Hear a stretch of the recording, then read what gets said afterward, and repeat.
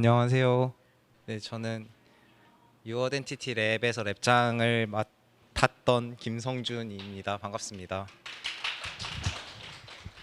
오늘도 저녁 이렇게 저녁 시간까지 와주셔서 들어주시는 분들에게 너무 감사드리고 저희가 최종 보고를 했었는데 이제 오늘은 좀 기술적인 부분을 위주로 이제 세션을 진행해 달라는 부탁을 받아서 어, 관련해서 좀 자료를 정리를 해봤어요. 근데 우선은 앞에서 이제 저희 유어덴티티 랩이 어떤 랩인지에 대한 간략한 소개를 좀 해야 될 것 같아서 지난번 발표 자료를 조금 가져왔습니다.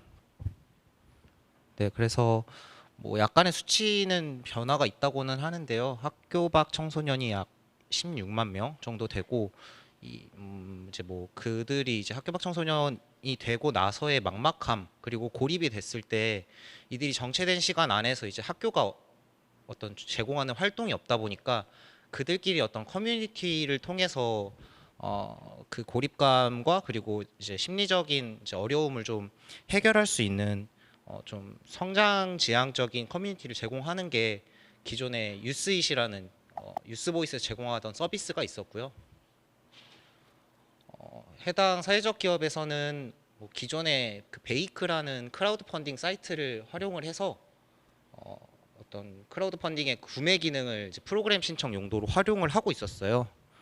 근데 아무래도 이제 구매라는 부분으로 활용을 하기에는 프로그램 신청과 좀 상이한 부분이 있다 보니까 관리적으로도 그렇고 사용하는 학교 밖 청소년으로서도 그렇고 UX적으로 좀 맞지 않는 부분이 좀 있었고 무엇보다 독자적인 서비스가 아니라 이제 크라우드 펀딩 서비스로 감싸져 있는 종속되어 있는 서비스다 보니까 어떤 관리적인 측면에서 대표님이 원하시는 어떤 활동이라거나 관리 기능이 좀 부재하던 상황입니다. 간략하게 서비스의 주요 화면들을 좀 보여드리자면 진입하면 이제 앱 아이콘을 눌렀을 때 보이는 스플래시 아이콘이고요. 바꿔도 되나요? 진입했을 때 나오는 첫 화면이 이제 저기 보이는 TMI 프로젝트부터 월간 소모임까지 이루어지는 이제 화면 구성이 있는데 이 부분은 다 노션에서 페이지로 만들어집니다. 그래서 노션에서 관리자가 변경하는 즉시 이제 사용자 입장에서는 새로 고침 또는 앱에 재진입했을 때 바로바로 반영이 되는 걸 볼 수 있고요. 프로그램 같은 경우는 이제 저희가 최종 보고 때 보여드렸던 거랑 약간 바뀌긴 했는데요. 학교 밖 청소년이라는 그 특성을 좀 담아서 포스트잇으로 이제 뭔가 추억을 남기는 느낌으로 좀 UI를 좀 변경을 했습니다. 그래서 바뀐 부분도 있고 마이 페이지 같은 경우도 최종 보고 대비 좀 바뀌었는데요. 기록에 대해서 이제 지속적으로 기록을 했다라는 거를 보여주는 UI UX에 대한 고민을 했고 그래서 연속 기록에 대한 표기와 그리고 캘린더 기반의 어떤 기록에 대한 표시를 좀 할 수 있게 구성을 바꿨습니다. 일단 기술적인 논의를 하기 앞서서 저희 서비스에 대한 소개를 드렸는데 이제 랩장으로서 이번 랩이나 아니면 다음 활동에 대해서 좀 의견을 한번 나누고 싶었던 부분이 있어요. 그래서 다른 활동이나 랩에 대해서는 어떻게 진행될지 모르겠지만 제가 주요하게 생각했던 부분은 이런 글들이 되게 링크드인에도 최근에 많았는데 그 문제 정의나 해결에 대한 생각을 할 때 저희도 처음에 이제 기획적으로 고민이 많았던 게 유스보이스 측에서 운영하던 어떤 기획을 벗어나서 우리가 좀 더 새로운 아이디어를 더 해야 되지 않을까라는 고민이 좀 많았습니다. 근데 그런 다양한 문제 정의에 이제 빠지다 보니까 우리가 그걸 할 수 있을까에 대한 예측도 어렵고 이게 그 사회적 기업 측에서 받아들이기까지도 좀 어렵다는 부분 그리고 운영적인 부분에서 우리가 부담을 드리는 건 아닐까라는 생각이 들어서 저로서는 좀 밀어붙였던 거는 이제 다행이기도 한 게 기존에 쓰셨던 서비스가 있어서 그 부분에서의 문제 해결에 집중을 하자라는 생각으로 바꿨고요. 그리고 그렇게 이제 저희가 앞서 말씀드렸던 것처럼 크라우드 펀딩 서비스 안에 있는 기존의 유스잇이라는 서비스를 독자적인 PWA 서비스로 신규 서비스로 만들어내면서 그래도 우리가 해결할 지표가 무엇일까라는 부분에서 영리 기업과 비영리 기업으로 이제 좀 분류를 나눠봤어요. 우리가 흔히 이제 커리어를 쌓는 영리 기업들 안에서의 우리가 어떤 수치적인 개선 포인트를 본다면 돈이 되거나 아니면 유입 회원 수를 보거나 그들이 이제 서비스 안에서 머무는 체류 시간을 좀 늘리려는 노력들을 하는데요. 거기에서 봤을 때 저는 학교 밖 청소년들이 많이 들어왔으면 좋겠다라는 대표님의 포인트를 잡았을 때는 물론 저희가 최종 보거나 이따가 설명드릴 구조적인 부분에서 비용적인 절감도 했으나 핵심적으로 봐야 될 부분은 회원 수를 많이 늘려갈 수 있는 구성을 가져가야 된다는 거였습니다.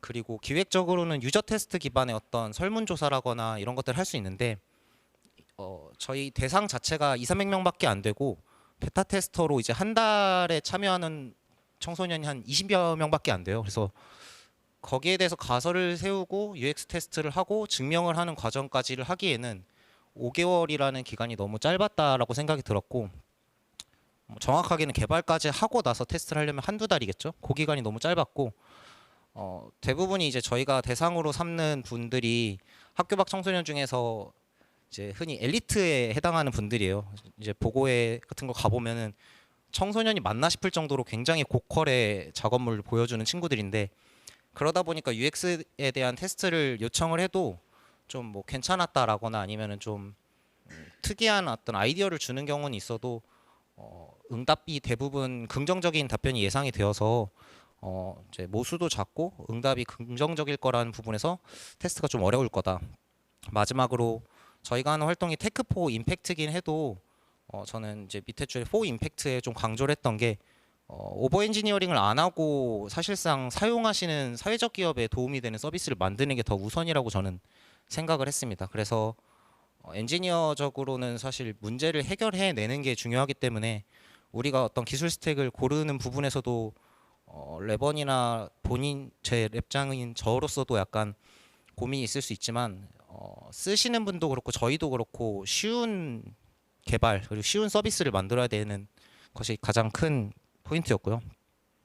진지한 얘기가 길었기 때문에 이제 오늘의 레시피 설명을 하겠습니다. 지금 뭐 샌드위치를 드시고 계시는데 저는 이제 파이어베이스를 감싼 노션의 맛이라는 주제로 한번 설명을 해보려고 하고요.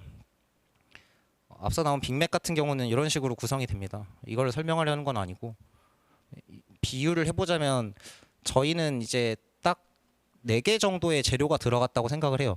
프론트는 너무 흔한 이제 넥스트 그리고 버셀로 배포를 하고 그리고 소고기 패티라고 저 중요한 부분에 이제 파이어베이스가 들어가는데 이 부분을 이제 관리자 측에서는 파이어베이스는 개발자 입장에서 너무 편하거든요. 사실 데이터베이스를 온라인에서 들어가서 에디트도 할 수 있고 볼 수 있고 한데 비개발자 입장에서 파이어베이스 가셔서 회원 보시고 삭제하세요 이렇게 말씀드리기는 너무 무책임하잖아요. 그래서 노션으로 좀 더 그거를 익숙한 UX로 제공을 드리려고 했고 마침 치즈가 있었는데 저희가 특이한 부분이 로그인을 카카오로만 제공을 합니다. 저희 프로젝트가 뭐 카카오 임팩트랑 연결이 돼서 고른 건 아니고 어떤 사용자 인증 관련해서 저희가 좀 이슈가 있었던 게 학교 밖 청소년 중에 핸드폰이 없는 경우가 있었어요. 그래서 본인 인증이 안 되는 경우들이 있었는데 그들 중에서도 이제 카카오 아이디를 뭐 부모님이 됐건 이제 관련해서 사용했던 분들이 있어서 비교적 사실 법적으로는 좀 더 세밀한 검토가 필요하겠지만 다른 이제 이메일을 무한히 만들어낼 수 있는 도메인에 대비해서는 카카오를 통해서 이제 인증된 학교 밖 청소년이 들어오게 구성을 짰다라고 설명할 수 있겠습니다. 뭐 이런 구성 외에는 이제 오늘 설명할 거는 이렇게 되는데요. 이걸 다 하면은 제가 갈 수가 없기 때문에 아래 4개는 이제 말로만 간단히 설명드리고 위에 부분도 최대한 간단히 설명을 해보겠습니다. 이제 좀 흐려진 4개인데요. 그 밸리데이트, 세니타이즈, 에러 핸들 같은 경우는 뭐 백엔드 분들이 이제 너무나 당연하게 봐야 될 부분인데 저희로서는 고민했던 부분이 일단 그 에디터 기반의 어떤 게시글을 작성을 할 때 파일 첨부나 이제 이미지 첨부 그리고 GIF 같은 것들이 들어갑니다. 그래서 이런 부분들에 대해서 처리했던 부분이 있다. 근데 여기에 대한 상세한 설명을 하기에는 크게 특이점은 없었던 것 같고 다만 세니타이저 하는 부분에 있어서 저희가 에디터에서 제공하는 어떤 확장자 기반으로 이제 명확하게 스크립트가 안 들어오게 스크립트 공격을 막은 부분들이 있습니다. 그래서 너무나 간단한 거지만은 혹여라도 이제 백엔드 관련해서 이런 개발을 할 때 참고하시면 좋겠다라는 생각에 좀 짚어봤고요. 그리고 프론트랑 백이 같이 한 부분 중에서는 저희가 카카오 로그인을 적용했다고 했는데 그 부분에서 이제 저희의 특이한 부분인 PWA를 썼던 부분에서 이슈가 많이 됐던 게 iOS 사파리의 PWA 서비스 구성상에 좀 이슈들이 있었습니다. 그래서 iOS 사파리에서만 발생하는 이슈 중에 그 PWA의 어떤 캐싱 부분 때문에 파이어베이스 구현해 보신 분들은 알겠지만은 리다이렉션으로 이제 로그인이 카카오로 넘어가고 저희 서비스 내에서 돌아와서 동작을 하는 데 있어서 요청을 했던 페이지로 캐싱이 돼서 로그인이 절차가 넘어가지 않는 이슈가 있었어요. 그래서 그런 부분들에 대해서는 이제 PWA가 아니라 Next.js 안에서 리다이렉션에 대한 설정을 제어를 해야 한다라는 부분 정도를 말씀드릴 수 있을 것 같고, 저희 개발자분들뿐만 아니라 우리나라 개발자의 포션을 봐도 자바 스프링 개발자가 많은데 굳이 노드.js를 걸은 부분은 사실 파이어베이스 때문이고요.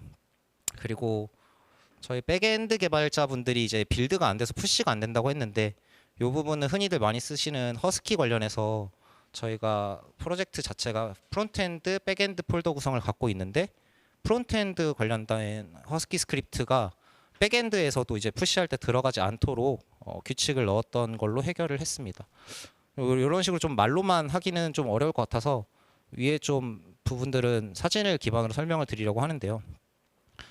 너무 간단한 거라 빠르게 넘어가겠습니다. 요거는 스웨거 기반으로 저희가 리액트 쿼리 훅스를 땡겨오는 걸 썼는데요. 관련한 라이브러리가 마땅히 없기도 하고 요새는 커서로 도움을 많이 받아서 저희가 스웨거 기반으로 사실 프론트엔드 개발자들이 많이 하는 게 그거 스키마 보고 다 따서 만들고 하는 것들이 너무 반복 노동이어서 요거를 스크립트로 만드는 작업을 해서 아주 작아서 안 보이지만 그 npx API 땡땡 싱크를 딱 때리면 최신 스웨거 기반으로 이제 API 관련된 훅스를 다 만들어 줍니다. 그래서 저희 커밋 중에 굉장히 많이 차지하고 있는 게 뭐 초어 땡땡 API 업데이트 이런 식으로 들어가는 건 다 요 스크립트 기반으로 만들어졌던 거고요. 파이어베이스랑 노션 동기화 부분이 이제 저희가 설명해야 될 부분인데, 이 부분 중에서도 하나 말씀드려 볼 만한 구성적인 부분은 저희가 프론트 기준으로 봤을 때는 백엔드의 서버에 해당하는 부분은 사실 파이어베이스가 맞는데, 관리자분들은 파이어베이스를 모르기 때문에 노션에서 관리를 합니다. 뭐 일례가 될 수 있는 게 이런 회원 관리에서 특정 사용자를 예를 들어 비활성화 처리를 해야 된다 라고 했을 때 그것을 파이어베이스에 쏴줘야 되는 단계가 있는데요. 이런 부분을 포함해서 파이어베이스에 이제 치고 들어오는 데이터들이 있을 수 있고, 노션이 알고 있는 시점과 파이어베이스가 알고 있는 시점이 다를 수 있어서 요건 좀 과거에 오히려 좀 보기 좋아서 과거의 것을 가져왔는데, 왼편에 보시면은 이런 방향들에 대한 고민을 저희가 많이 했습니다. 어떤 파이어베이스 기준으로 다 가져와야 되나? 아니면은 노션이 모르는 부분만 가져와야 되나? 아니면은 변경된 자격 정지를 한 부분들에 대해서만 땡겨와야 되나? 뭐 이런 고민들을 좀 많이 했었고, 최종적으로는 저희 이제 옆에 보이는 것처럼 초기화 또는 뭐 이제 가져오기, 내보내기 이런 식으로 좀 익숙한 표현으로 버튼에 대해서 단축화했고요. 이 부분은 결과적으로는 적용이 하나만 됐는데요. 이미지 비비랑 클라우디너리라는 서비스에 대한 고민을 했었고 초반에 적용을 했었습니다. 이미지 비비나 클라우디너리 중에서 저희가 테스트를 했던 건 이미지 비비였고, 이 부분을 활용했던 이유는 파이어베이스의 스토리지를 활용을 하는 데 있어서 저희가 운영해서 손을 떼고 났을 때 이제 사회적 기업 입장에서 그 스토리지가 커지는 부분에 대한 스케일업에 대한 관리를 하시기 어려울까 싶어서 외부 이미지 관리 클라우드 서비스를 활용하실 수 있게 제공을 하려 했는데, 개인정보 보호 관련해서 이제 이미지 비비 들어가는 게 과연 맞나라는 고민을 하다가 빼게 되었고요. 다른 부분은 저희가 댓글 소통이 굉장히 많은데 이제 댓글에서도 이미지로 좀 소통을 하고 싶다라는 니즈가 있었어요. 근데 그거를 받아들이기엔 스토리지가 터질 것 같아서 고민을 하다가 인스타그램을 좀 참고를 했습니다. 그래서 인스타그램 DM을 보내실 때 보면 아시겠지만 이제 GP를 많이 쓰는데 저걸로 하게 됐을 때 좀 문제가 될 부분은 없을까에 대한 좀 살펴보는 게 많았는데 그렇게 문제될 건 없었어서 오히려 저렇게 해서 이제 좀 소통의 다양성을 추구를 하면서도 아무래도 GP를 쓰다 보니까 저희 스토리지를 차지하지 않고 URL을 쓰기 때문에 부담 없이 소통에 좀 다양성을 넣을 수 있었다라는 특성을 담을 수 있었고요. iOS에서만 또 이제 또 이슈가 하나 있었던 게 푸시 알림이 안 오는 부분이 있었습니다. 이제 왼편에 이제 데모 테스트를 했던 부분인데 저렇게 이제 iOS에서 앱을 처음에 들어가실 때 보는 알림에 대한 허용 부분이 있는데 PWA 같은 경우는 이제 웹으로 그 사파리로 제공이 되다 보니까 저 허용에 대해서 그 앱처럼 최초에 들어가자마자 물어볼 수가 없는 구성입니다. 그래서 유저 인터랙션 이후에 저 활동을 물어보게 되어 있어서 그 부분에 대해서 UX로 풀어서 이제 저희 자체 확인 절차를 거치고 저 활동을 하게 되는, 그러니까 허용 과정을 한번 앞에 자체 UX로 묻는 거죠. 그렇게 해서 지나간 게 있고, 삼성 브라우저에서 또 삼성 인터넷이라는 게 있습니다. 근데 거기에서만 그 다크 모드에 가려져서 저희가 라이트 모드를 강제하고 싶었는데 그게 안 되는 이슈가 있었습니다. 그래서 관련해서 좀 최근까지도 계속 글들을 봤는데 이 부분은 해결이 되지 않아서 자체적으로는 이제 하단에서 뜨는 토스트 팝업으로 권장 브라우저를 안내하는 식으로 우회를 했습니다. 다음으로는 이제 서버 비용 최소화를 위한 업로드 프로세스인데요. 굉장히 어렵게 돼 있지만 제가 어렵게 하려는 게 아니라 이거는 챗GPT에서 그냥 만들어준 건데요.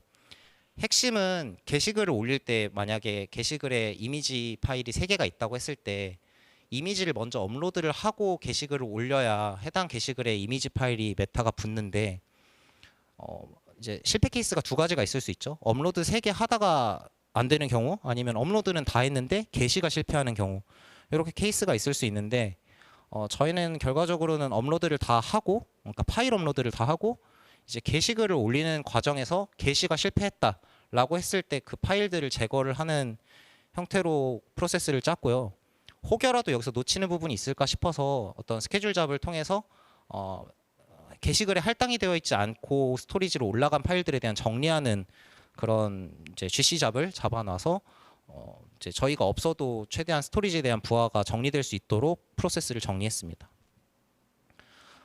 여기 아마 마지막일 텐데요. 그 유효 기간이 달랐으면 좋겠다라는 게 저희의 갑작스러운 숙제였습니다. 그 포인트가 관리자를 통해서 노션에서도 지급이 될 수 있고 활동을 통해서도 지급이 되는데 활동 시점이나 부여 시점에 따라서 포인트의 유효 기간이 달라야 한다는 니즈가 있었습니다. 근데 이걸 어떻게 처리해야 되나라는 고민이 되게 많았는데 왼편에 있는 서비스처럼 유사 서비스들을 봤을 때 아주 작은 글씨지만 뭐 기준일 기준으로 뭐 일주일, 한 달 내에 소멸 예정인 포인트 이런 식으로 어떤 범위 기반의 어떤 소멸의 액션이 벌어지는 걸 볼 수 있습니다. 그래서 저희 같은 경우는 인터랙션을 많이 줄여야 하면서도 명확하게 그들이 포인트를 소비하는 시점과 휘발되는 시점을 맞춰야 돼서 결론적으로는 이게 비밀은 아니고 되게 단순한 건데 사용자의 로그인 시점에서 그 부분을 정리하도록 활용을 해서 매번 뭐 날짜마다 어떤 스케줄 잡을 돌지 않고도 명확하게 해당 사용자마다의 액션이 돌 수 있게 정리를 했습니다. 요거는 그냥 상관없는 얘기인데 저희도 이제 인원수가 많지가 않았습니다. 특히나 저희 프론트 같은 경우는 너무 고생해 주셨던 우리 멤버도 와 있지만은 그 커서가 아니었으면 저희는 프론트도 그렇고 백도 그렇고 쉽지 않은 기간이었다고 보는데요. 뭐 다들 쓰고 계시겠지만 저희로서는 제가 랩장에서 봤을 때는 어떤 프론트나 백이나 봤을 때 이제 저희로서는 기술 스택이 익숙하지 않은 분들이 좀 있었어요. 아무래도 백 같은 경우는 자바 스프링이 익숙하신 분들 그리고 파이어베이스가 익숙하지 않은 사람들 프론트 같은 경우는 이제 프론트 기술 자체에 대한 이제 인지도가 좀 싱크가 안 맞는 경우들이 있는데 그런 것들에 대해서 매번 코드 리뷰를 하는 시간까지 소비를 하면서 개발하기가 너무 어려워서 이런 MDC 기반의 어떤 프론트와 백의 어떤 컨벤션이나 활용 규칙들을 정의할 수 있었던 게 되게 좋았고 여기에는 기재하지 않았지만 저희가 코드레빗을 활용을 해서 랩원들이 다 이제 PR 기반으로 본인들이 올렸던 작업에 대해서 사실 랩원 간의 소통을 하기에는 본인들이 맡은 영역에 대해서 하기도 너무 어려웠기 때문에 코드레빗 기반에 저희가 규칙을 잡았던 거는 메이저였나요? 크리티컬 기준의 것들은 모두 다 해결을 해야 머지가 되는 규칙을 잡아서 서로에 대한 리뷰 없이도 충분히 코드 퀄리티를 높일 수 있었습니다. 그리고 요거는 이제 중간에 시도했던 건데 MCP를 좀 많이 써보려고 했어요. 그래서 저희랑 연관됐고 제가 좀 많이 공유를 드렸던 걸로는 가장 좋았던 건 저는 컨텍스트 7 기반의 어떤 라이브러리의 이제 공식 문서 기반의 적용이 되는 부분은 너무나 좋았던 것 같고 파이어베이스 같은 경우는 사실 백엔드 분들이 많이 썼는지 모르겠어요. 저는 사실 제가 최근에 개인 프로젝트 할 때는 인증 과정이 없어서 슈퍼베이스 같은 경우는 MCP로 많이 해서 개발이 되게 빨랐는데 파이어베이스는 시도는 했으나 크게 활용도는 높지 않았던 것 같고 노션도 많이 써보셨는지는 모르겠는데 저는 개인 개발을 할 때 굉장히 도움이 많이 됐습니다. 그리고 가장 밑에 아주 짧게 나오는데 저는 프론트 개발자로서 저 플레이라이트 MCP를 굉장히 많이 쓰는데요. 저거로 사실상 테스트가 다 이루어져서 어떤 유닛 테스트가 됐건 이제 E2E 테스트 관련해서 다 플레이라이트로 시켜놓고 저도 제 눈으로 보면서 덜 귀찮게 확인할 수 있어서 되게 좋았던 것 같습니다. 네, 그래서 이렇게 제 발표는 마치겠습니다. 감사합니다. 발표해 보도록 하겠고요. 저는 동점랩 랩장 조현욱이라고 하고 저는 AI 엔지니어를 같이 하고 있어서 오늘은 기술적인 측면 그리고 저희 프로젝트가 어떻게 진행됐는지 좀 설명하는 시간을 가지도록 할게요. 최종 발표 때보다 시간이 여유로워서 저도 마음을 가다듬고 천천히 한번 진행해 보도록 하겠습니다. 저희 동점랩은 이제 카카오 임팩트, 계단 부셔 클럽 그리고 모드 연구소와 함께 했는데요. 카카오 임팩트는 플랫폼 제공해 주시고 계단 푸셔 클럽은 저희 사회적 기업으로 함께하는 펠로우 조직이었고요. 모두 연구소에서 연구 환경을 제공해 주셔서 정말 감사했다는 말씀을 좀 꼭 드리고 싶습니다. 그중에 이제 저희는 가장 집중했던 부분은 계단 푸셔 클럽이 그러니까 펠로우 조직에서 해결하고 싶었던 문제에 대해서 많이 집중을 했었어요. 이제 펠로우 조직 그러니까 계단 푸셔 클럽은 어떤 일을 하고 있을까 이제 처음 보시는 분들도 있으실 것 같아서 쉽게 설명드리면은 계단 푸시 클럽은 이동 약자를 위해서 실내 접근성 정보를 모으고 있어요. 그러니까 접근성 정보가 뭐냐면 사진을 모으고 있거든요. 그러니까 외부면은 이제 계단이 있는지 없는지, 실내면은 이제 단차가 있는지 없는지 이렇게 사진을 모아서 이게 위치 기반으로 사진을 제공을 해요. 그러면 이동 약자는 이제 어플리케이션에 들어와서 내가 꼭 놀러 가고 싶어 하는 장소에 이제 접근이 가능한지를 이제 서비스를 하고 있는데요. 근데 그 서비스를 진행하면서 가장 메인 문제가 무엇이냐면 데이터를 얻는 거예요. 그러니까 데이터는 이제 봉사활동이나 다양한 측면에서 데이터를 얻는데 그것을 관리하는 것도 조금 힘듭니다. 왜냐하면은 펠로우 조직 자체는 인원수도 굉장히 적고 인프라 자체가 굉장히 작기 때문에 이것을 수기로 사람이 일일이 하고 있었어요. 그러면 이제 우리는 이것을 이제 사람이 하지 않고 AI가 할 수 있게 혹은 이제 기술이 할 수 있게 도움을 줘야겠다. 하게 돼서 이제 프로젝트를 시작을 하게 되었고요. 그래서 이제 에즈이즈는 사람들이 모든 것을 직접 하고 있었어요. 그러니까 데이터를 수집하고 데이터를 관리하는 것을 사람들이 하고 있었고 저희는 그 사람들이 하는 거에서 마지막 결정은 사람이 하되 기술이 중간에 들어가서 피드백이나 이제 중간 과정을 생략해주는 것을 해보자. 그러니까 효율적으로 해보자가 저희 동점 랩에서 목표했던 바였습니다. 그래서 저희 동점랩은 이제 이동 접근소 정보를 지속적으로 수집 관리하는 AI 기반 시스템 설계를 해야 되는 큰 이제 목표를 가지고 진행을 하게 됐는데 그렇다면 이제 AI 모델을 만들어야 돼요. AI 모델을 만들려면 당연히 데이터도 필요하고 데이터는 이제 저희가 얻을 수 없기 때문에 저희가 실제로 수집을 해야 될 수밖에 없었고 그 수집해서 관리까지 전부 다 해야 됐고 그리고 모델 설계까지 학습까지 완료를 해서 모델을 만들었고요. 그리고 모델을 만들어서 그 모델을 활용한 접근성 데이터 검수 시스템까지 구축한 사례를 공유드리도록 하겠습니다. 네, 저희가 이제 이동 약자를 위한 AI 모델을 만들려면 AI 모델은 그러니까 이동 약자를 위한 AI 모델이 무엇인가에 대한 궁금증 혹은 이제 정의부터 만들고 진행을 해야 됐었어요. 그러니까 저희가 정의한 AI 모델의 정의는 이동 약자가 접근 가능한 장소인지 아닌지를 판단해주는 모델을 정의로 삼고 모델을 만들게 되었습니다. 그러면 이제 아까 말씀드린 것처럼 AI 모델을 학습시키려면 데이터가 필요하죠. 데이터를 수집을 해야 되는데 간단하게 여러분들이 개발자이신 분들은 간단하게 떠오르는 말은 그냥 구글에서 긁어오고 네이버에서 긁어오면 되지 이제 크롤링하면 되지인데 저희도 당연히 그 생각을 했지만 이것은 법률적인 문제로 막혔었어요. 그래서 처음에는 가볍게 시작을 했지만 법률적인 문제로 가로막혔기에 그럼 이제 타겟점은 무엇인가에 대해서 고민을 해보았죠. 그러니까 윤리적 크롤링이라는 말은 법률 검토를 받은 사이트를 우리가 크롤링을 하고 그 데이터를 수집하고 활용하지 않으며 AI 모델의 학습에만 사용한다라는 전제 하에서는 법률적인 리스크를 피하고 저희가 크롤링을 진행을 하게 되었어요. 그리고 이제 저희가 크롤링을 진행을 해서 데이터를 모았고 당연히 많이 모았겠죠. 2만 장을 모았는데 이제 구글이나 네이버 그러니까 여러분들이 네이버 블로그를 해보신 분들은 아시겠지만 글을 써보면 뭐 예를 들면 모드 연구소라고 하실게요. 모드 연구소를 리뷰한다고 치면 오늘 먹은 샐러드 분명히 올리실 거고 오늘 중간에 봤던 어디 놀러 갔던 사진들을 분명히 올리시잖아요. 그러니까 저희가 크롤링을 하면은 노이즈가 많은 데이터가 얻어질 수밖에 없어요.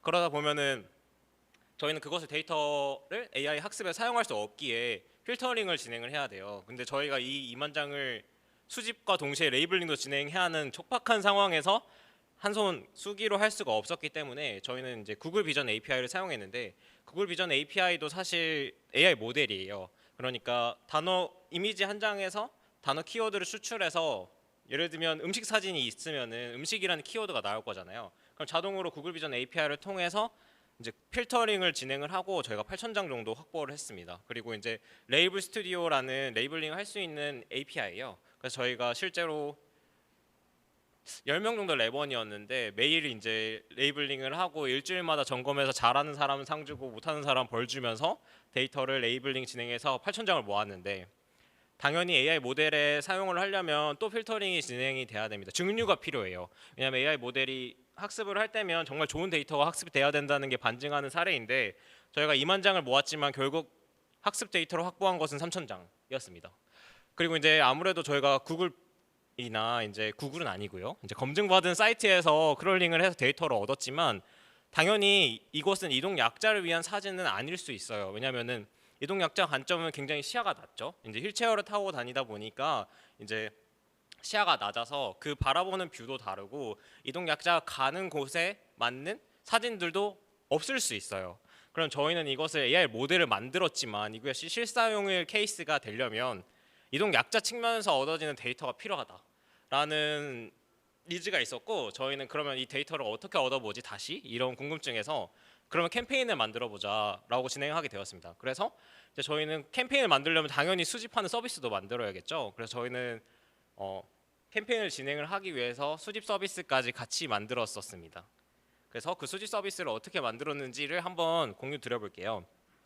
이제 저희가 캠페인을 제작을 해서 당연히 계단 푸셔 클럽에서 사용하시는 분들도 있기에 이분들께 아이디어를 얻어서 혹은 이분들께 피드백을 들어서 이번에 서비스를 만들 때면 계단 푸셔 클럽에도 도움이 되는 피드백도 같이 나왔으면 좋겠다. 그러니까 계단 푸셔 클럽의 기본 사용자라고 할까요? 지금 사용자가 가지고 있는 문제점이 이거 고쳤으면 좋겠어요라는 것을 같이 가설을 세우고 우리가 수정을 해서 서비스를 만들어서 마지막까지 피드백을 받으면 그것도 이제 펠로우 조직에 도움이 될 수 있겠다라고 했어요. 근데 사실 아무래도 여러분들이 내가 사진을 찍어서 사진을 제출한다, 이거는 그럼 내가 받을 수 있는 건 뭐예요? 라는 질문이 당연히 들죠. 그러면 이제 첫 번째 질문은 보상이 없으니까 귀찮으니까 안 할 것 같아요. 그리고 내가 정보를 등록하면 내가 도움을 주는지에 대한 의문점이 들어요. 그리고 좋은 일인 건 알겠지만 번거롭고 귀찮아요. 여러분들 아마 구글 설문조사 해보시면 아시겠지만 들어가면 이미 나오잖아요. 왜냐면 귀찮으니까요. 그러면 이것을 우리가 어떻게 해결할 수 있을까에 대해서 UX적으로 좀 고민을 많이 해봤습니다. 그래서 저희가 이제 참여 동기 부족, 입력의 허들, 심리적 보상에 대해서 해결하는 사례를 공유 드리도록 할게요. 이제 아무래도 사진을 찍는 데 허들이에요. 그리고 재미죠. 그러니까 여러분들은 아마 들어갔었을 때 그냥 삭막한 구글 설문조사가 나오면 바로 나오잖아요. 그럼 저희는 이제 게임을 만들어 보자, 그리고 혹은 이제 퀴즈를 만들어 보자 하게 돼서, 근데 그 퀴즈를 만들 때면 그 퀴즈를 참여하는 사용자가 사진을 어떻게 찍어야 되는지 간접적으로 배울 수 있는 사례도 만들었으면 좋겠다 였었습니다. 그래서 퀴즈를 만들 때면은 이제 이동 약자와 관련된 퀴즈를 만들기도 하고, 이제 틀린 그림 찾기로도 간접적으로 사진을 찍어야 되면 어디를 찍어야 될지에 대해서 퀴즈를 통해서 만들 수 있게 만들었어요. 그러니까 이제 세 번째 사진을 보시면 이동 약자에게 불편할 수 있는 요소를 3개 찾아주세요라고 했었을 때 계단, 그리고 높은 의자, 그리고 앞에 보이는 작은 통로, 그러니까 통로, 이렇게 3가지의 요소를 드리면서 사용자는 배우면서 재밌겠고, 그리고 이제 배우면서 같이 이제 죄송합니다. 퀴즈를 풀면서 이제 그 다음을 넘어가요. 그러면 이제 입력의 허들이 약간 낮아질 수 있지만 당연한 거는 내 사진 등록하는 게 당연히 입력의 허들이에요. 그러면은 당연히 사진을 촬영하는 거랑 등록하는 거랑 파일 선택하는 거, 이제 기존의 계단 푸셔 클럽은 사진 촬영하거나 등록하기밖에 없었거든요. 그래서 저희는 이 3개 다를 한번 해볼 수 있게 해보자. 그런데 이제 첫 번째로 이제 죄송해요. 그 등록 화면에 들어가게 되면은 한 문장으로 표현하게끔 만들어놨어요. 그러니까 1분 만에 등록을 할 수 있다고 표현을 해놨거든요. 그러니까 처음에 들어갔었을 때 조금 부담감 좀 완화하고, 그리고 사진을 등록만 해도 보상을 드려요라고 말씀을 드렸어요. 그래서 사진 등록하게 하면 사진을 불러올 수 있게끔 뒀고요. 그리고 레이블링 과정이 가장 많이 탈락이 일어나는 구간인데, 왜냐하면은 AI 모델 학습을 위한 데이터이기 때문에 레이블링을 진행을 해야 돼요. 그러면은 이제 여러분들도 아마 이 사진을 보면서 계단이 있나 없나요? 어떤 의자가 있는지 알려주세요까지는 할 수 있어요. 근데 통로폭에 가버리면은 많은 탈락을 하더라고요, 사용자가. 왜냐하면 내 기준으로 좁음, 넓음, 그러니까 이동 약자의 기준으로 좁음, 넓음, 이게 굉장히 다 주관적이기 때문에 이 주관적인 것을 객관적으로 막 바꿔야 됐었어요. 저희는. 그래서 저희는 이제 수많은 조사를 했죠. 이동 약자에 관련된 휠체어 사이즈는 매번 다 다르고요. 그리고 건물에서 지정하는 장애인들을 위한 통로의 폭의 기준 다 다양합니다. 그래서 저희는 이것을 어떻게 하지라고 했었을 때는 우리가 받는 사람들 기준으로 좀 해보자. 그러니까 받는 사람들은 사람이잖아요. 낙이니까 사람들이 몇 명 있다라는 기준으로 저희가 레이블링 기준으로 통로폭을 잡았어요. 그러니까 좁음은 뭐 2명 동시에 지나갈 수 있어요. 보통은 3명 동시, 뭐 넓음은 4명 동시, 그리고 아니면은 통과가 안 된다라고 이제 주관적인, 그러니까 나의 기준으로 쉽게 알 수 있는 부분에서 통로폭을 만들어서 UX를 구성을 했습니다. 그리고 기억 카드가 마지막으로 보상인데, 아까 내가 사진을 올리는 것이 좋은 마음으로 올렸지만 이것이 가시화되고 시각화되는 요소가 좀 부족하다라고 말씀을 해주셔서 그러면 이 부분은 우리가 어떻게 좀 잘 표현해 보지. 그리고 한 번 끝나는 게 아니라 이게 2번, 3번 공유가 돼서 많은 사진을 얻을 수 있게 하려면 어떻게 해야 되지라고 했었을 때 저희는 기억 카드를 만들었어요. 그러니까 액션이 망치를 부시는 계단, 그래서 계단이 깨지고 기억 카드가 나오는데, 그럼 내가 사진 올리니 몇 번째 사진, 그러니까 20번째 사진이네. 그러면은 20명이 모였고, 그리고 마지막 아래에 보시면은 뭐 한 번 더 등록하기, 친구에게 공유하게 해서 인스타그램으로 연결이 되거나 한 번 더 등록하게 하면은 다시 재등록으로 이어지게끔 두었고, 기억 카드도 저장을 할 수 있어서 그 저장을 하고 인스타그램에 올려가지고 친구들한테 소소하게 자랑하고 소소하게 공유해서 더 많은 공유를 얻어낼 수 있게끔 만들어서 기억 카드를 뒀습니다. 그리고 저희는 이제 아까 어떻게 됐죠? 크롤링을 통해서 데이터를 얻었고, 이제 실제 테스트를 위해서 이동 약자 관점의 사진을 얻었잖아요. 그럼 데이터는 다 확보가 됐고 AI를 만들어야 된다라는 상황이 놓였죠. 이제 AI 팀, 그러니까 AI ML 팀은 꾸준히 계속 AI 모델에 대해서 서칭하고 데이터가 들어오면 들어올수록 계속 학습시키고 결과를 뽑았어요.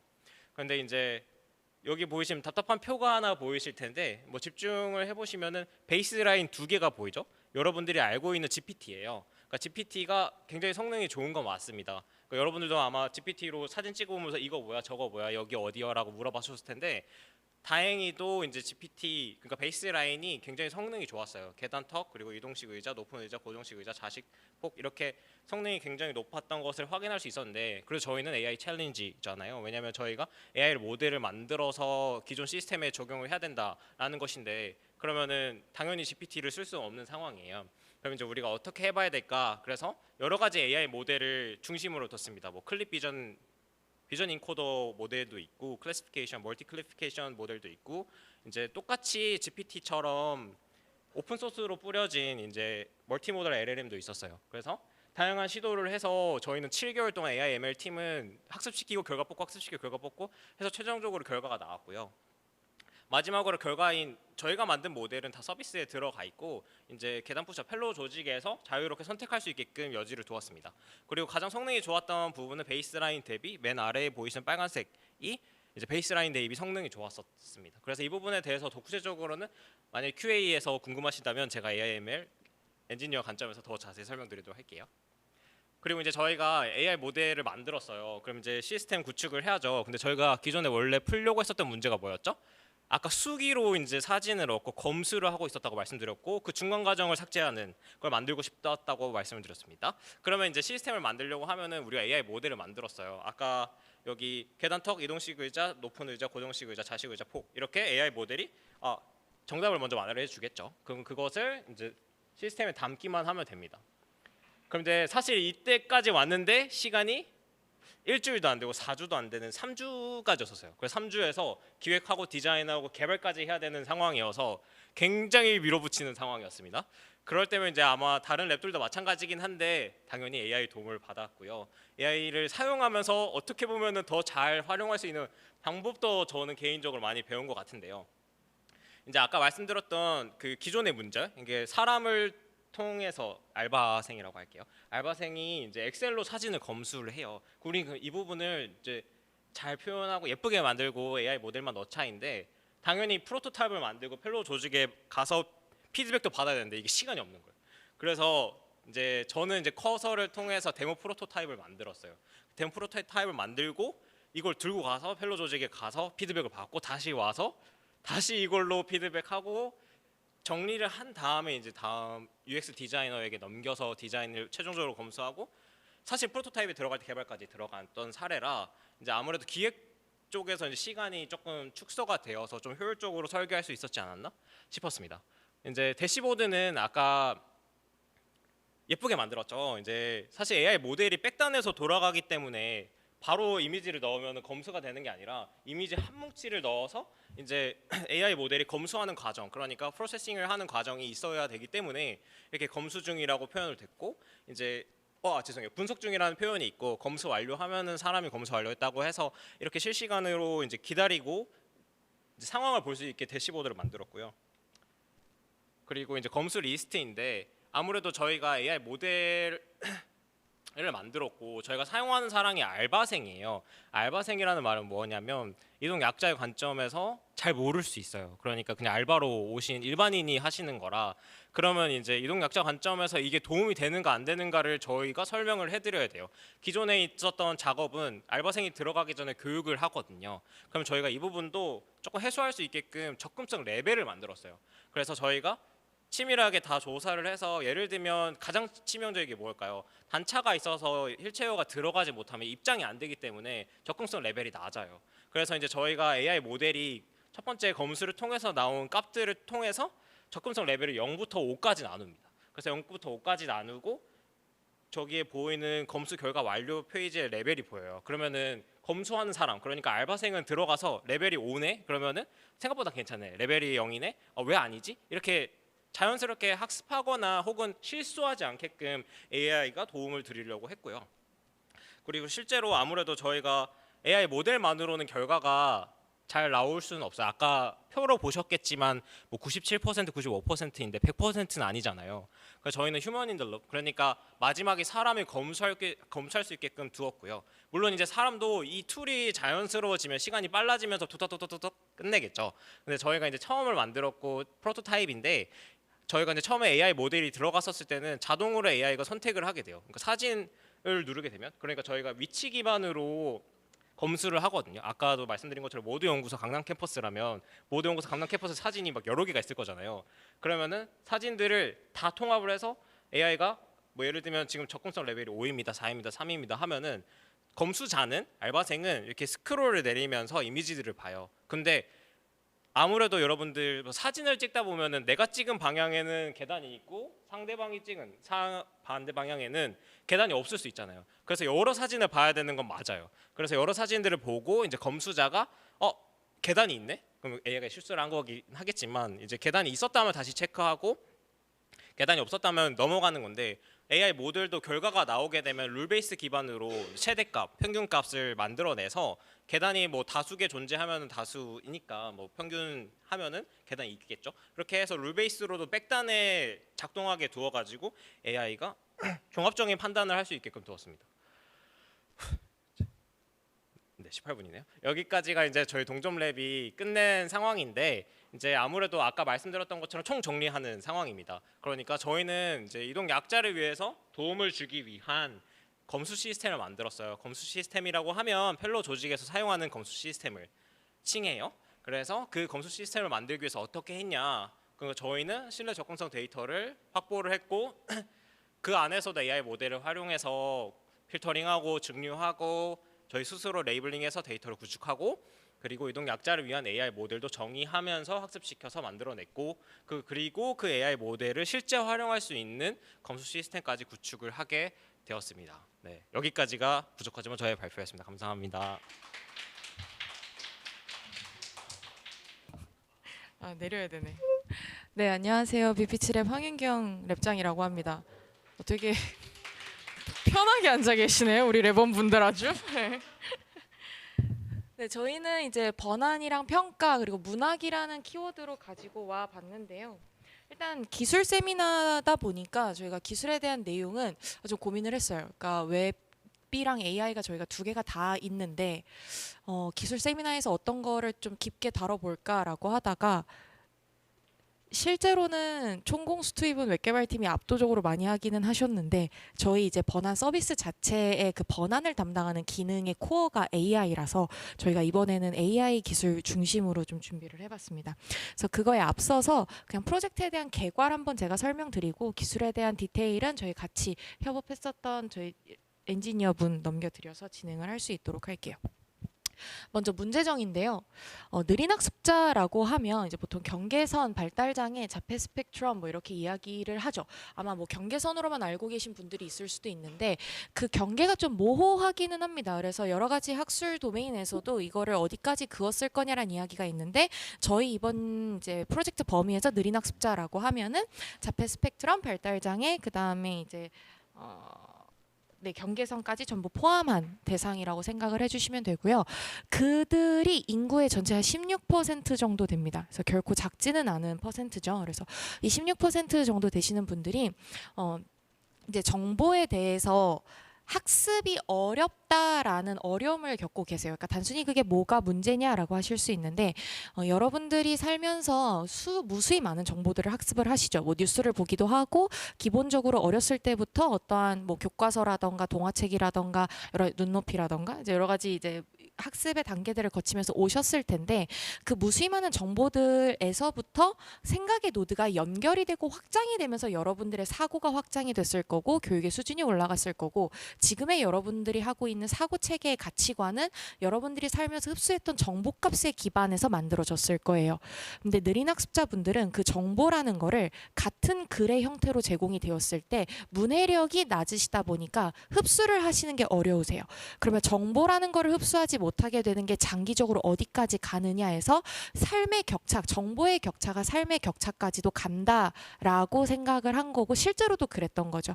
그래서 거기에 이제 문제에 초점을 맞춰서 정보를 그러면 이들이 이해할 수 있는 형태로 바꿔주자라는 작업을 하고 있었던 게 피치마켓이라는 저희의 펠로우 조직이었고 이제 그분들이 그동안 그걸 수기로 다 하고 계셨어요.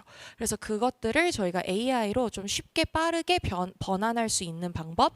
그 다음에 느린 학습자라고 하면 대상이 다 달라요. 그러니까 난이도나 레벨이나 이런 유형이 다 다른 거죠. 어떤 친구들은 어휘에 대한 난이도가 되게 높을 수는 있는데 배경 지식에 대한 난이도가 낮을 수 있고요. 추론에 대한 게 높을 수 있는데 어휘에 대한 게 낮을 수 있어요. 그 낮다 높다 자체도 되게 스펙트럼인 거죠. 레벨이 되게 많은 건 거죠. 그래서 이런 거에 맞춰서 사람이 수기로 일일이 정보를 맞춤형으로 제공한다라는 거는 되게 한계치가 컸었기 때문에 이거를 기술의 힘을 빌려서 좀 더 가속화를 해보면 어떨까라고 생각이 돼서 시작을 했었던 겁니다. 근데 이 과정을 거치면서 저희가 특수교사분들이라던가 관계에 실제로 이제 이 아이들을 어떻게 레벨링을 해야 하는가 혹은 번안이라는 거를 우리가 어떻게 접근을 해야 하는가 실제 현장에서는 무엇에 대한 니즈가 가장 큰가 이런 것들에 대한 인터뷰를 좀 했었어요. 그러면서 저희가 마주하게 됐었던 게 이 Builder's Dilemma인데 저희가 엔지니어로서 가장 쉽게 하는 생각이 할 수 있으니까 한다예요. 근데 할 수 있으니까 한다라는 말이 얼마나 위험한 말인지를 생각을 해봐야 되거든요. 그러니까 왜 한다가 없이 우리가 이것 때문에 이 의 때문에 이걸 한다가 아니라 그냥 단순히 capable 하니까 한다라는 게 얼마나 많은 것들을 생략하고 얼마나 많은 담론들을 축약해버릴 수 있는 건지에 대한 거였고 저희가 하면서 이제 발견했었던 거는 현장에서 그런 교사분들이 계셨어요. 문학까지는 그래도 좀 넘어갈 수 있는데 번안이라는 거는 단어가 바뀌기도 하고요. 문장의 구조가 바뀌기도 해요. 이게 가져오는 가장 큰 크리티컬한 거는 시에서 마주하게 되는 문제가 됩니다. 시라는 거는 그 단어 하나, 글자 하나가 가지고 있는 은율이 있어요. 그리고 문장 하나, 행구분, 연구분 이것들이 다 가지는 의의가 있죠.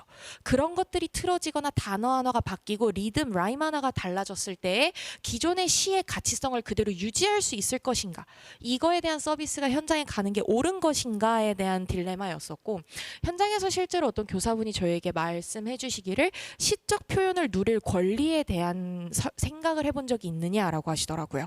그래서 저희가 되게 고민을 많이 했었고 그래서 실제로 현장에서 시를 수업하기 위해서 시라는 원문을 손대지 않고 이거를 쉽게 바꾼다라는 시도를 전혀 하시지 않고 그거를 그 감성을 전달받을 수 있게끔 관련된 이미지를 찾으시거나 관련된 음악을 찾으시거나 아니면 다양한 공감각적 시상의 교구제들을 통해서 수업을 준비하시고 그러면서 수업을 하시고 그 끝에 이 아이들이 예를 들고 들국화라는 시를 수업을 했다면 이 들국화에서 갖고 있는 그 감성이라는 거를 이 아이들이 정말 정서적으로 가져갈 수 있구나라는 거를 현장에서 목격하시는 교사분들이 계셨었거든요.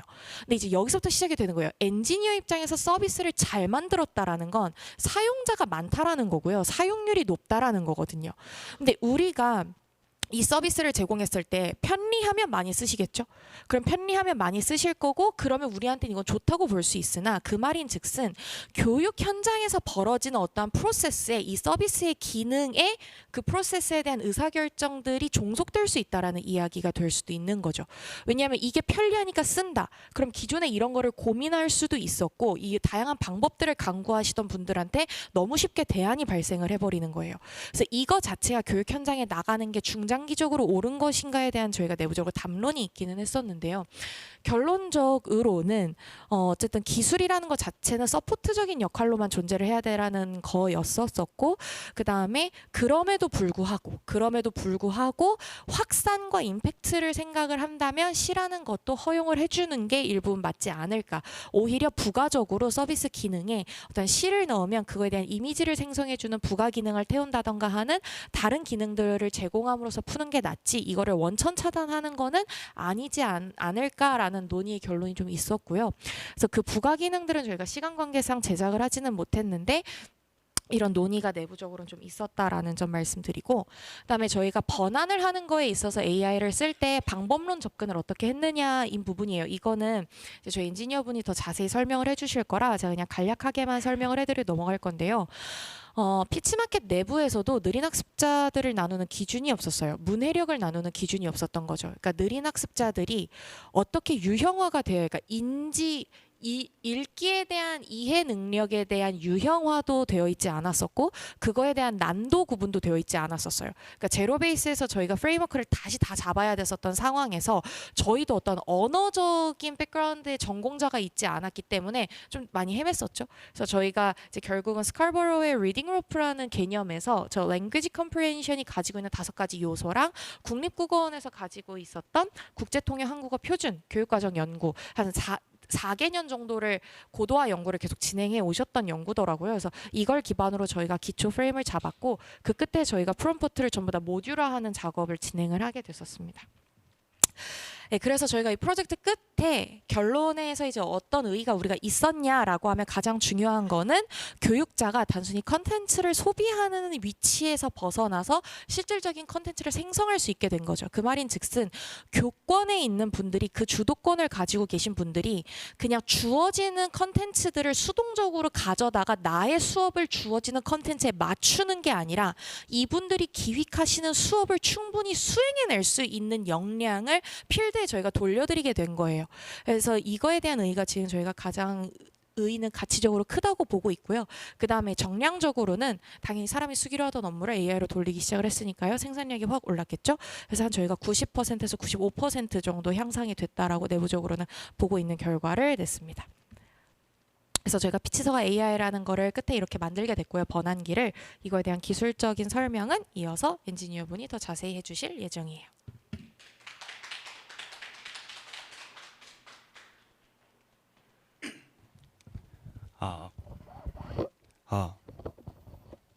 되는 건가요? 안녕하세요. 안녕하세요. 저희 랩장님의 충신 네, AI 개발자 임용택이라고 합니다. 반갑습니다. 이제 좀 어떻게 보면 어렵게 느껴지실 수 있는 얘기를 하게 됐는데 좀 최대한 쉽게 설명해 볼 테니까 이제 같이 좀 좋은 시간 보냈으면 좋겠습니다. 먼저 이제 저희가 하는 일이 이제 어떤 글이 있을 때 이 글을 쉬운 말로 번안을 하는 건데 이제 아까 윤경님이 말씀해 주신 대로 저희는 이 번안을 이제 그 어떤 사용자를 유형화하기 위해서 여기 이제 그림에 나와 있는 스케버로라는 분의 제안한 이제 리딩 로프라는 이 개념을 도입을 했습니다. 이제 이게 뭐냐라고 생각을 하실 수 있는데 이게 어떤 내용이냐면 이제 이 학자가 생각을 하기를 이제 이 끈이 있을 때 끈을 여러 개를 묶는다고 치면 이 끈이 모두가 튼튼해야지 이제 그 끈이 이 매듭이 튼튼해지는데 하나가 뭐 약하다거나 아니면 하나가 아예 없다거나 이러면 그 끈이 온전하지 않다. 근데 읽기 능력도 이것과 마찬가지다. 그래서 단순히 읽기 능력 하나로 볼 수 있는 게 아니라 이걸 이제 읽기를 구성하는 하위 요소들로 봐야 우리가 이 읽기 능력을 온전하게 규정할 수 있다. 이렇게 얘기를 합니다. 그래서 이 그림에 나와 있는 대로 이제 랭귀지 컴프리hen션이라는 영역과 월드 리코그니션이라는 영역으로 이렇게 크게 두 개로 나눴어요. 그래서 이 두 개 영역을 간단히 설명을 드리자면 월드 리코그니션 같은 경우는 이제 저희가 어떤 글을 보고 발음을 하는 데까지 나오는 그런 과정에 필요한 능력들이에요. 뭐 음운 인식이라던가 아니면 이제 철자를 이렇게 소리에 대응하는 능력이라던가 아니면 이제 뭐 자동 단어 인식. 그래서 이 단어를 봤을 때 바로 이 단어가 어떤 단어다 이렇게 인식을 할 수 있는 능력인데 이제 저희는 저희가 지금 준비한 서비스는 이제 어떤 소리에 관련된 기능은 있지 않아서 저희는 위에 있는 랭귀지 컴프리hen션에 있는 저 5개의 능력을 가지고 사용자를 유형화해보자 이렇게 생각을 했습니다. 그래서 이제 그 5개의 유형이 배경 지식, 어휘력, 언어 구조, 그리고 언어적 추론, 문시성 지식인데요. 이게 처음에 보면 당연히 어려울 수 있는데 제가 간단한 예시를 준비했으니까 그걸 한번 같이 보시면 좋을 것 같습니다. 이제 여기 있는 글은 뭐냐면 이제 피치마켓의 하미영 대표님의 인터뷰 글인데 제가 되게 인상 깊게 봤어서 여기도 한번 가져봤습니다. 이제 먼저 배경 지식이라는 건 뭐냐면 생략된 정보를 이제 메꾸어서 글의 이해도를 높이는 능력입니다. 그래서 이제 이 배경 지식이 충분히 많이 있다고 하면 어떤 이 글에서 설명하지 않은 외부적 지식을 이제 설명 없이 이해할 수 있는 그런 능력이 뛰어나다 이렇게 보시면 되는 거고요. 이제 어휘력 같은 경우에는 여기는 이제 고유의 문체라는 단어가 이제 볼드체가 돼 있는데 이제 의도에 맞는 정확한 어휘를 사용 가능한 능력이라고 보시면 되겠습니다. 그리고 언어 구조 같은 경우는 이제 문장 구조나 연결 관계 등을 이해할 수 있는 능력이고요. 그래서 이제 언어적 추론 같은 경우도 이제 비유적, 은유적, 추상적 표현을 이해하는 능력입니다. 그래서 이제 여기 볼드체된 글을 보면 이제 특성들을 어느 정도 잘라내게 된다. 저희 입장에서는 잘라내게 된다라는 게 뭐 생략을 한다, 없앤다 이렇게 자연스럽게 받아들여지지만 이제 느린 학습자 입장에서는 저 잘라내게 된다는 말이 과연 저희가 생각하는 잘라내게 된다라고 이렇게 딱 받아들여질 수 있을까 생각해 보면 그건 이제 또 확신을 할 수 없는 문제였습니다. 그리고 이제 문시성 지식 같은 경우에는 그 장르에 맞는 적합한 기본 구조인데 마침 이 글이 이제 딱 인터뷰 구조여서 이제 제가 A를 잘못 표시했네요. 아무튼 이제 이게 이제 문시성 지식 같은 경우는 이제 그 장르에 맞는 적합한 기본 구조를 잘 받아들일 수 있는 능력 이런 걸 말한다고 보시면 되겠습니다. 그래서 이제 이걸 이렇게 5개의 유형을 저희가 사용을 하기로 했는데 하나 걸리는 부분이 있었습니다. 뭐냐면 바로 저 이론이 이제 그 한국에서 나온 게 아니라는 점인데 그래서 저 이론과 이제 한국인들에게 적용할 수 있는 그 실용성 사이에서 갭을 메꾸기 위해서 열심히 서칭을 하다가 이제 국립국어원에서 나온 국제통용 한국어 표준 교육과정 적용 연구라는 이제 보고서를 찾았습니다. 여기서 이제 어떤 내용이 있냐면 읽기, 듣기, 말하기, 쓰기에 대해서 이제 1급부터 6급까지 이 정도 급수가 되면 이런 걸 할 수 있다 이렇게 규정을 해놓은 내용들이 있었어요. 근데 이제 저희는 5급과 6급을 보면 이제 잘 보이실지 모르겠는데 이제 뭐 친숙하지 않은 사회적 추상적 주제, 뭐 정치, 경제, 과학 등에 대해 관련된 글을 읽고 내용을 정확하게 이해한다 이렇게 되는데 이거는 저도 잘 할 자신이 없어서 이제 저희는 이건 이제 느린 학습자의 영역이 아니라고 판단을 하고 저 위에 4개의 급수에 대해서 다뤘습니다. 그래서 저 4개의 급수에 대해서 이제 이걸 일단 진행하겠습니다.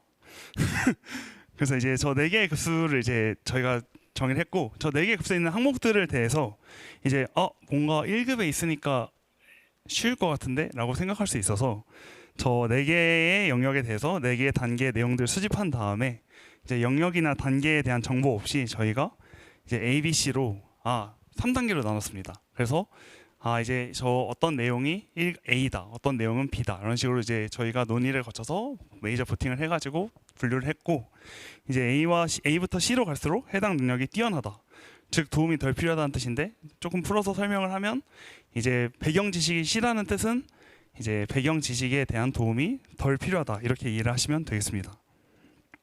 그래서 이제 저희가 저기 이제 국립국어원에서 발표한 보고서에 있는 능력들을 이제 다 듣기, 말하기, 쓰기, 읽기 이렇게 4개를 이제 ABC에다 각각 매핑을 해서 이제 그거를 이제 배경 지식, 어휘 이렇게 포함해서 5개의 영역에다가 이 능력이 이제 몇 급이면 이 능력이 있다는 뜻은 이제 배경 지식이 A라는 뜻이다, B라는 뜻이다 이런 식으로 매핑을 했습니다. 그래서 이제 저희가 2기의 핵심 주제, 이건 이제 1기의 노션에서 제가 몰래 가져온 건데요. 그래서 2기의 핵심 주제는 저희가 번안의 난이도를 조정할 수 있는 기능이 핵심이었습니다. 그래서 저희는 이제 저 ABC로 태깅된 그 요소들을 이용을 해서 이제 기존의 1기에서 완성했던 번안의 프롬프트인데, 이제 문장 구성 원칙, 단어 선택 기준, 띄어쓰기 규칙 이렇게 규칙을 주고 이제 각 문장을 단순화된 구조로 제공하되 지정된 원칙을 최대한 충실히 따릅니다 이렇게 줬지만, 이렇게 하면 이제 난이도를 구분할 수가 없었습니다. 그래서 이제 저희가 이제 이런 요소들이 어떤 도움이 필요하다 이런 것들을 이제 프롬프팅을 해가지고 유저한테서 이제 배경 지식부터 문시성 지식까지의 그 레벨을 입력을 받은 다음에 각각 어떤 문서가 어떤 원문 텍스트가 들어왔을 때 이제 저 레벨에 맞는 번안을 할 수 있도록 툴 유징을 하게끔 프롬프팅을 진행을 했습니다.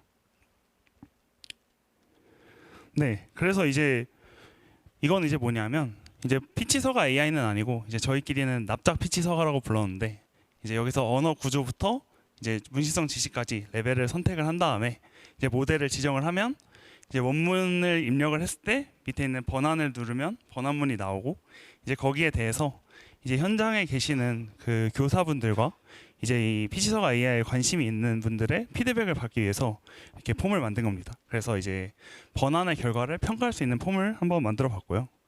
그래서 이제 어떤 레벨을 이렇게 넣고 원문을 이렇게 넣었을 때 번안문이 나오면 이제 오른쪽에 잘렸지만 저기에 이제 피드백과 뭐 어떤 모델을 사용했는지에 대한 정보가 있습니다.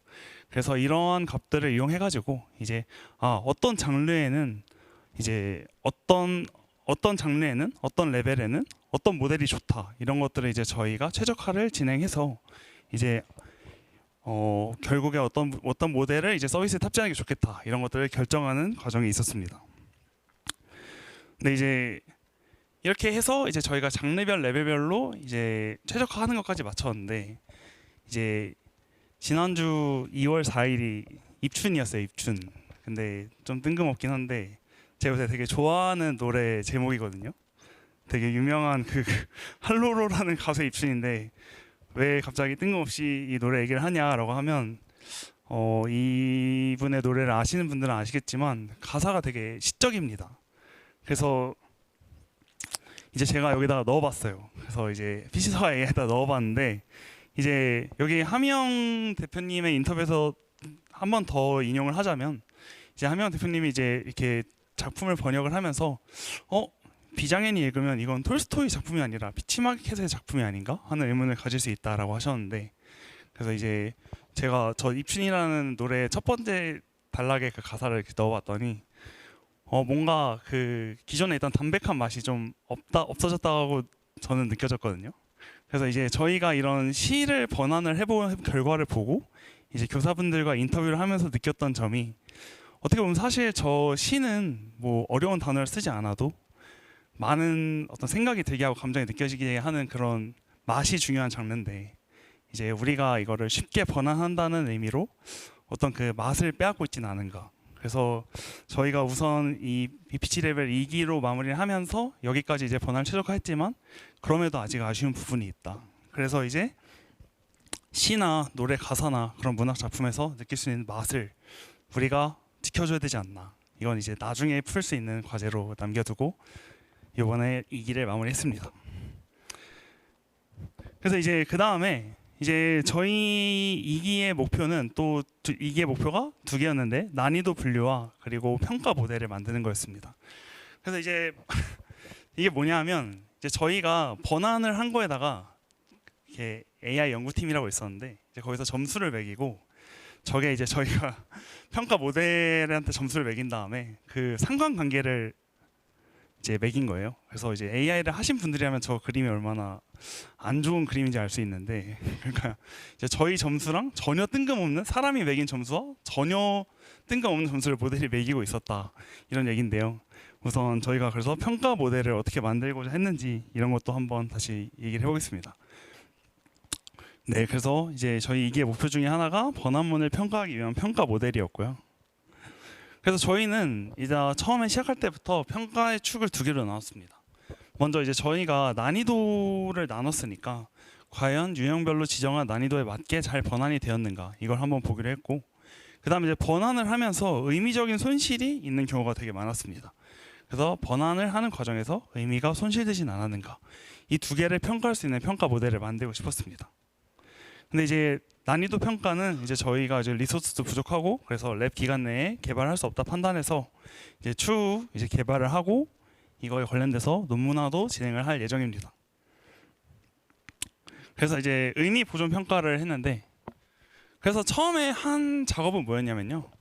우선 이제 저희가 1기 때 가지고 있던 프롬프트를 이용을 해서 이제 다양한 장르, 뭐 주장글, 국가에서 나오는 공지글, 그 시, 뭐 인터뷰, 소설 이런 것들을 이용해가지고 다 번안을 우선 했습니다.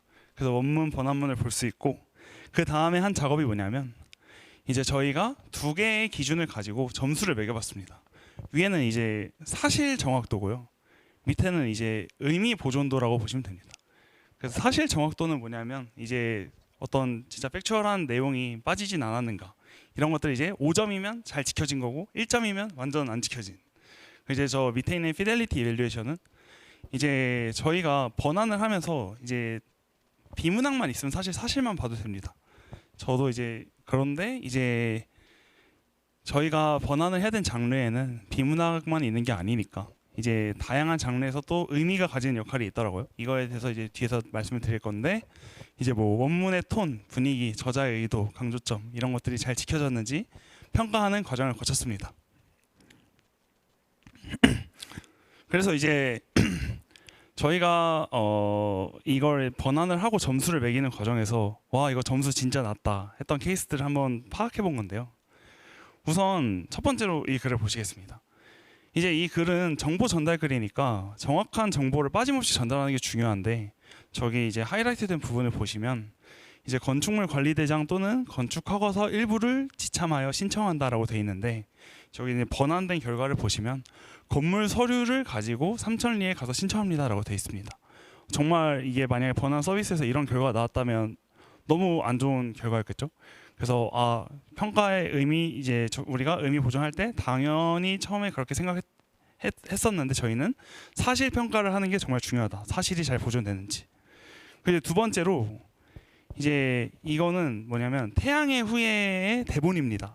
그래서 이제 여기 있는 하이라이트 된 원문의 대사를 보면 누굴 살려요? 이렇게 딱 되게 좀 걱정하면서 물어보는데 저기 번안된 걸 보면 갑자기 엄청 당당하게 누구를 살릴까요? 이렇게 돼 있죠. 그래서 이게 이제 저희는 여기서 이게 뭔가 여기서 감정이 잘 지켜지지 않는 것 같은데 이런 문학 같은 장르에서는 이 감정이 잘 유지돼서 번안되는 것도 중요한 게 아닌가 해서 감정을 두 번째 평가의 축으로 잡았습니다. 세 번째로 이거는 이제 그 K리그 팬 11 투표 안 되는 건 글인데, 그래서 이제 뭐 이런 안내 글입니다. 근데 이제 이런 안내 글은 여러분들도 많이 받으셔서 알겠지만 이제 개조식으로 돼 있는 게 가장 읽기 편한데 이걸 이제 엄청 쉽게 풀면서 저 구조가 깨진 거죠. 그래서 저희는 이제 평가의 세 번째 축으로 구조를 잡았습니다. 이제 구조라고 하면은 이제 뭐 여기는 안내문이 될 수도 있고 이제 대본을 대본처럼 번안하지 않는 경우도 있었는데 그런 경우도 있었고, 그래서 이제 사실과 감정과 구조라는 세 개의 축으로 의미 보존도를 평가했습니다.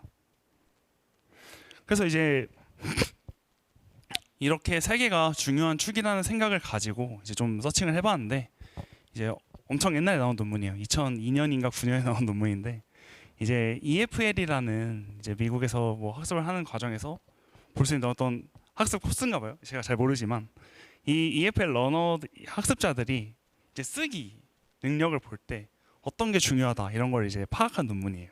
그래서 여기서는 어떤 얘기를 하고 있냐면 이제 뭐 영어 어려우니까 넘어가시고 여기가 핵심 요지는 뭐냐면 EFL 학습제를 분석해 보니까 아이디셔널 메타 펑션, 인터퍼스널 메타 펑션, 텍스처럴 메타 펑션이 중요하다 이렇게 나와 있었습니다. 그래서 아이디셔널 메타 펑션 같은 경우에는 이제 저게 깨졌네요. 아이디셔널 메타 펑션 같은 경우에는 이제 행위, 사건, 관계 등으로 드러난 어떤 객관적 사실이고 인터퍼스널 메타 펑션 같은 경우에는 화행, 태도, 대인관계적 선택으로 나타난 어떤 사람의 감정이나 태도. 텍스처럴 메타 펑션 같은 경우에는 어떤 주제나 정보 전개 패턴, 그러니까 즉 구조나 전개 방식 이런 것들이 이제 이 읽기나 쓰기를 평가하는데 중요하다 이런 주장을 하는 논문이 있어서 당당하게 이제 의미 보존 평가의 세 축을 이제 사실 감정 구조로 결정을 했습니다. 먼저 사실 평가를 어떻게 하는지 말씀을 드리겠습니다. 이제 LLM을 이용해서 평가를 한다는 LM에서 젖지라는 말을 이제 들어보신 분들이 계실지 모르겠는데 이제 보통 LM에서 젖지를 사용한다 하면 저희는 이제 어떤 평가 기준을 주고 평가할 내용을 준 다음에 LLM한테 평가해라고 하지만 또 다양한 방법들이 있습니다. 이제 저희 의미 보존 평가에서 사실을 평가할 때 어떻게 했냐면 원문과 번안문이 있을 때 원문과 번안문을 아주 의미가 독립적인 작은 클레임이라는 단위로 쪼갠 다음에 각각의 클레임이 이제 원문과 번안문에서 서로 매핑이 잘 되는가를 보는 겁니다. 그래서 이제 여기 예시에서는 이제 민수가 매일 아침 7시에 기상한다와 민수는 매일 아침 일어난다. 이 두 개가 매핑이 되지 않고 나머지 두 개의 클레임은 서로 매핑이 되는 거죠. 그래서 이제 원문과 번안문 간의 클레임의 포함 여부를 확인해서 정보의 어떤 손실이나 할루시네이션 여부를 확인하는 이런 방법을 이용해서 평가를 했고요. 이를 통해서 사실이 얼마나 잘 보존되는지 정량할 수 있었습니다. 이제 감정은 그래서 이게 감정 평가가 정말 어려웠는데요. 이제 감정을 정량화하는 방법들이 또 다양하게 있는 걸 확인해서 이제 한번 그것도 말씀드리겠습니다. 그래서 저희는 두 가지 전제를 이제 인용을 해서 그 감정의 평가를 모델링을 했는데 일단 감정은 복합적이라는 점 그리고 감정은 연속적이라는 점. 그래서 LLM을 이용해서 문장 단위로 8개의 감정에 대한 점수를 뽑은 다음에 그 감정의 유사도를 높은 문장끼리 매칭해서 얼마나 보존이 됐는가를 또 정량을 했습니다. 그래서 조금 더 자세히 설명을 드리자면 이제 이 왼쪽에 있는 그림은 뭐냐면 이제 감정을 8개의 종류를 나눠서 이걸 이제 정도를 표현한 어떤 도식입니다. 그래서 이렇게 저희가 감정을 8개의 축으로 정의를 했고 오른쪽에 있는 그림은 뭐냐면 감정이라는 게 하나의 단계가 있는 게 아니라 어떤 이산적이라기보다는 이 감정은 좀 연속적이다. 그래서 감정의 레벨이 있다 이렇게 보였고 여기서는 그 세 개의 축으로 밸런스, 어라우절 그리고 도미넌스 그래서 감정의 긍부정의 정도 그리고 감정의 어떤 흥분, 평온의 정도 그리고 감정의 통제감, 무기력감의 정도 그래서 그럼 8개의 정보에 대해서 저 밸런스, 어라우절, 도미넌스 줄여서 VAD를 뽑으면 저희가 어떤 문장 단위로 감정을 파악할 수 있지 않을까 이렇게 생각을 했습니다. 그래서 하나의 문장에 대해서 이제 8개의 감정 축으로 VAD라는 점수를 뽑았습니다. 그래서 이제 가장 비슷한 그 의미를 가지는 문장들끼리 이제 저 감정의 점수를 비교를 해가지고 원문과 번안문 사이에서 감정의 보존이 얼마나 잘 일어났나 이런 것들 이제 이런 방법을 이용해서 감정을 평가를 했고요. 마지막으로 이제 구조는 이제 저희 2개의 하위 개념을 나눴습니다. 그래서 이제 뭐 여기 나와 있는 거는 이제 저기서 explicit structure인데 그래서 explicit structure 같은 경우는 이제 시각적 구조, implicit structure 같은 경우는 내재적 구조인데 저 시각적 구조라고 하면은 이제 어떤 뭐 개조식으로 되어 있는 게 잘 개조식으로 유지가 됐는가. 여기 이제 보시면 작업 원칙 같은 경우에는 이제 원래 개조식으로 되어 있는데 줄글로 바뀌었죠. 그래서 이런 것들을 이제 평가하는 게 explicit structure였고 implicit structure 같은 경우에는 어떤 문장의 어떤 논리 전개의 구조 이런 것들이 잘 유지가 됐는지를 평가했습니다. 그래서 저희 여기서는 이제 뭐 이제 LLM을 통해서 이제 이것들을 이제 뭐 마크다운으로 바꾼 다음에 거기서 얼마나 유지가 됐나 이런 것들을 평가를 했고 그래서 LLM에서 젖지라는 개념을 이제 그냥 쓰지 않고 저희 나름대로 한번 이제 변환하는 과정을 거치면서 이제 의미 보존 평가의 3개의 축을 평가하는 방법을 만들었습니다. 다만 이게 점수가 아직 제대로 나오지 않은 이유는 저희가 이 지표를 만들고 나서부터 이제 번안 로직 개발에 다 뛰어들어가지고 아직 어떤 정량적인 결과가 나온 게 없습니다. 그래서 이것도 이제 추후 개발을 하고 이제 논문화하는 것까지 목표로 하고 있습니다. 그래서 이제 저희가 번안을 난이도를 나눠서 번안을 하는 것과 그리고 번안이 어떻게 잘 되는지 평가하는 것까지 이렇게 두 개의 과제를 어떻게 수행했는지를 한번 말씀을 드려봤는데요. 이제 아까 제가 그 할로로 노래를 예시를 들면서 입춘이한 노래 예시를 들면서 말씀을 드렸던 부분이 과연 우리가 이거를 번안을 하면서 그 글에 있는 어떤 아름다움을 깨지 않고 번안을 할 수 있는 방법이 있을까? 이런 과제를 계속 안고 이제 이 연구를 계속 이어갈 수 있었으면 좋겠다 하면서 이제 발표를 마무리하겠습니다. 지금까지 립실의 임용드리겠습니다. 감사합니다. 수고 많으셨습니다.